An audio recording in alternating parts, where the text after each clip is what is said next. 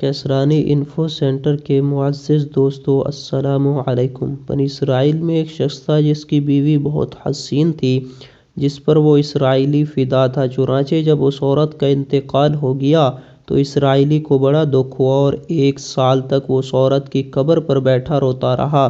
اتفاق سے حضرت عیسیٰ علیہ السلام کا ادھر سے گزر ہوا تو انہوں نے اسرائیلی کو پریشان دیکھ کر اس کا سبب معلوم کیا۔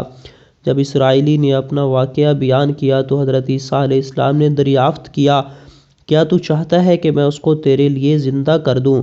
اس نے عرض کیا کہ ہاں حضور، میں یہی چاہتا ہوں۔ چنانچہ جب حضرت عیسیٰ علیہ السلام نے اس قبر کے مردے کو آواز دی تو قبر سے ایک حبشی غلام، جس کے ناک، آنکھوں اور جسم کے دوسرے سوراخوں سے آگ کی لپٹیں اٹھ رہی تھیں، حضرت عیسیٰ علیہ السلام کو دیکھتے ہی غلام نے کلمہ پڑھا۔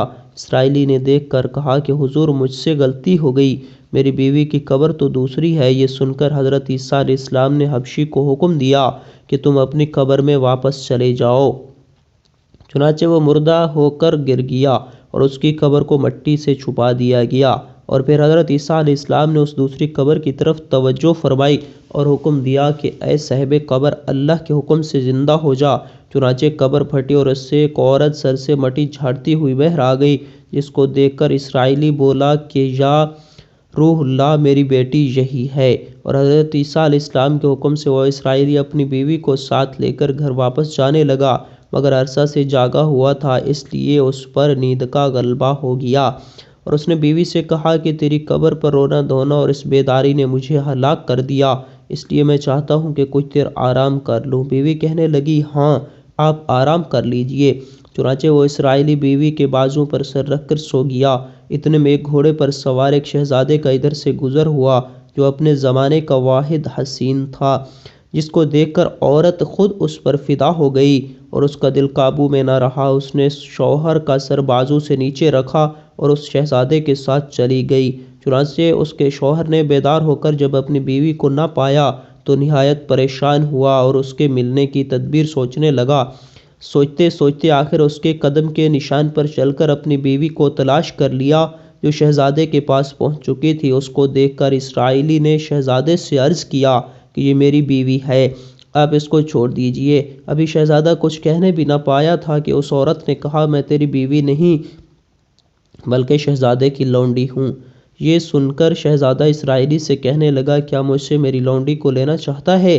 اس نے کہا، خدا کی قسم، یہ میری بیوی ہے، جس کو میرے سردار حضرت عیسیٰ علیہ السلام نے مرنے کے بعد میرے لیے زندہ کیا ہے۔ ابھی یہ گفتگو ہو رہی تھی کہ اتفاق سے حضرت عیسیٰ علیہ السلام بھی وہاں تشریف لے آئے، جن کو دیکھ کر اسرائیلی کہنے لگا، یا روح اللہ، کیا یہ میری وہ بیوی نہیں جس کو آپ نے میرے لیے زندہ کیا ہے؟ حضرت عیسیٰ علیہ السلام نے فرمایا کہ ہاں، یہ وہی ہے۔ یہ سن کر عورت کہنے لگی کہ یا روح اللہ، یہ شخص جھوٹا ہے، میں تو اس شہزادے کی لونڈی ہوں۔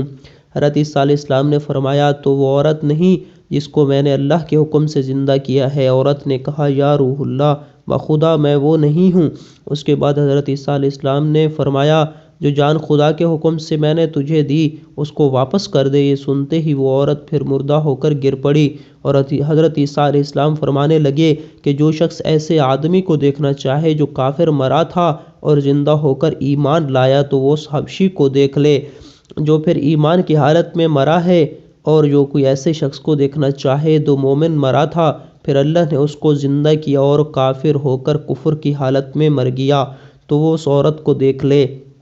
اس واقعہ کو دیکھ کر اسرائیلی نے قسم کھائی کہ اب نکاح نہ کروں گا۔ یہ کہہ کر وہ میدانوں کی طرف نکل گیا جہاں اللہ جل شانہ کی عبادت میں مصروف رہتا۔ کچھ دنوں بعد وہ اسرائیلی مر گیا۔ کامیابی ہمیں اپنے نبی کریم صلی اللہ علیہ وسلم کی اطاعت و محبت سے ہی مل سکتی ہے، چنانچہ ہمیں بھی چاہیے کہ ہر حال میں اپنے نبی کریم صلی اللہ علیہ وسلم کی اطاعت کو سامنے رکھیں، چاہے دل مانے یا نہ مانے، لیکن نبی کریم کے طریقوں کو لازمی اپنایا جائے۔ اللہ جل شانہ سے دعا ہے کہ ہمیں عمل کرنے کی توفیق عطا فرمائے۔